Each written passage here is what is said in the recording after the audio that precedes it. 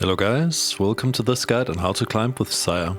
First off, let's look at why you'd want to play this comp right now. Xayah still sits on the throne as the strongest AD carry, and this comp specifically has the highest cap of all the AD comps in the game right now. The comp has a very flexible early game, with a lot of openers and a lot of units that you can play into it.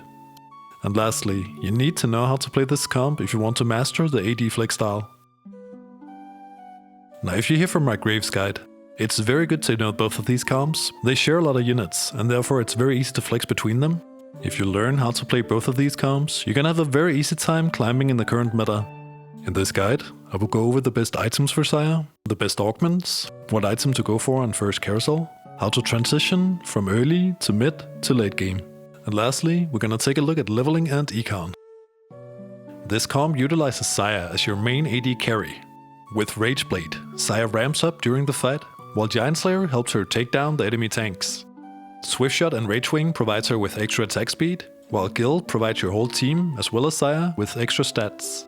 Shyvana, Hecarim, Jade and Bard will perma-CC the enemy team, and when Xayah ults, she's gonna start throwing out feathers, and once the ult is over, she's gonna pull them back, completely annihilating the enemy board. The best items for Xayah are Rage Blade, Giant Slayer, and Last Whisper. You can sub out the Last Whisper for Deathblade, and you can sub out the Giant Slayer for Infinity Edge. Back in last set, you had to build QSS Honor because there was so much CC. This time around, there's a lot less backline CC, so now the best in slot is full damage. Some good support items for Xayah are Seeks, and meanwhile it's really good to get Morello on Hecarim or Shyvana, while Stoneplate and Warmogs are the best frontline items for this comp. Now let's take a look at augments. The best augments for Xayah are all combat augments, which means augments that make your board stronger, either by providing more damage or more frontline. If you go for weak spot, you don't want to slam healing reduction, because it's already built into the augment. If you get any of the cybernetic augments, you want to split your components early game to get the most value. With Radiant Relics, you want to go for the Radiant versions of the items I listed before. And if you get a Guild Emblem, you want to put it on Xayah, so your build becomes Rage Blade, Guild Emblem, plus a damage item. On first carousel, you want to go for Bow, since Bow goes into every single Xayah item. You can also play Xayah with Sword Opener, but Bow is definitely the best one, since all of these items are S tier honor. The board you're gonna try to hit in the late game looks like this here. Most of these units are 3-cast and above, so you're not gonna be able to hit them until very late stage of the game. Now this guide is gonna focus a lot on early to mid game, because that's probably one of the most important things for playing Xayah, having a solid early game. You need a lot of gold, and you need a lot of HP to work with to hit this expensive and strong board. I'm gonna go over 3 different openers that you can play into Xayah, each with their own difficulty. This first one is for all ranks. Now if you find any of this helpful, please consider liking the video and subscribing to the channel. This way you help supporting me, so I can make more TFT guides for you guys. Early game, you wanna play around these core units. At level 3 we can put in Ezreal for Swiftshot, and at level 4 we can play Lilia to get Cavalier online and get some frontline. At level 5 we can then take in Qiyana for Tempest, giving us a lot of CC, both from Tempest and from Qiyana herself. With this opener, you want to stack your Xayah items on whichever backliner you 2-star first. These items can go on Ezreal, and they can also go on Twitch. Meanwhile, you want to put your tanky items on Lilia, since we're going to sell her when we pivot into the late game. At level 6 we can play Nunu, giving us free Cavalier, and a pretty tanky frontline. If you want to go for more damage instead, you can also play Varus, giving us 3 Swiftshot instead. And if you hit Varus too, you can definitely also carry him with these items. I usually end up playing Nunu here, since I like a lot of frontline together with Rage Blade, so it has a lot of time to stack. Now if you don't hit Nunu and Qiyana early game, you can also flex those out, and play Braum and Rakan instead, giving us Guardian and Scalescorn. And that's it for the first opener. From here you go 7 and play Xayah, and then we can pivot our board into the mid and late game. Now for the second opener, we play around Darkflight and Cannoneer early game. At level 4 we can play Aphelios, giving us Darkflight, and at level 5 we can play Senna, giving us Cannoneer. And then at level 6 you want to put in Nunu for 3 Cavalier. For this opener you want to prioritize getting a Seeks on Sejuani early. You want to sacrifice her and position like this. This way, when Sejuani gets sacrificed, we get a double Seeks on our backline, giving our team a lot of attack speed. And here you want to put your damage items on Aphelios, these go on Xayah later, and put your tanky items on Rel. And that is the second opener. At level 7, we play Xayah, and then we pivot into a Rage Wing guild board. The third and last opener is also a very strong AD opener. Here we play Guardian, Jade, Mirage and Warrior.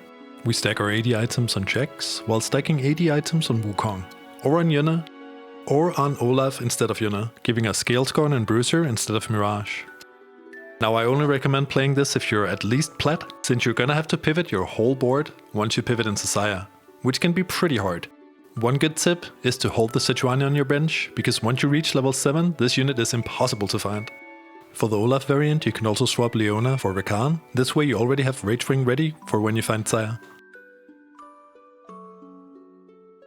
For the mid game, you want to play around these core units. At level 8, you want to play Jace for the sweet guild bonus of extra AD and AP, as well as the stun that he provides. It is most likely that you've hit 2-star Nunu and therefore want to stack your tanky items on her, and then once you hit 2-star Jace, you want to put the tanky items on him instead. Once we hit Shyvana, we want to play her instead of Sibby. This way we get Shapeshifter for both her and Jace, and we get 5 Rage Wing, which means that we can sack Nunu and play Rakan instead for 6 Rage Wing. And here we want to put the tank items on Jace, and then we want to frontline him and second row the Shyvana, so she doesn't take damage before she transforms. Hecarim should always be on the opposite side of the enemy team, so he can ult into the enemy backline. Shyvana's great with Morello, as well as Static Shift, because she's gonna dive in and be in a really good position to shred the MR of the enemy team. At level 9 we can play Bard, giving us Mystic, as well as another great guild bonus, extra mana on hit for the whole team. Your first priority should always be getting 3 items on Xayah, so she can carry from the backline. Once you have that, you can start prioritizing getting some AP items as well on Jace and Shyvana, so they can trio carry together with Xayah. If you went for Zeke's, you want to put it on Twitch, giving you extra attack speed for your whole backline. Now let's take a look at leveling and Econ. Having a good Econ and a good leveling curve is essential if you want to win games more consistently. You're gonna climb so much more if you learn to play like this. The leveling for this comp uses the standard forecast leveling curve. First, you need to decide if you want to pre-level into 2-1. You do this if you're sitting on 2-cost pairs and want great odds of hitting those. Don't do it if you're sitting on a lot of 1-cost pairs that you're trying to hit. In that case, you level to 4 on 2-1. Next up, you need to decide if you want to pre-level into the carousel.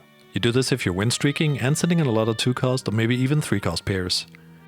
If you can make 10 gold by not leveling, you want to take the gold and then level to 5 on 2-5.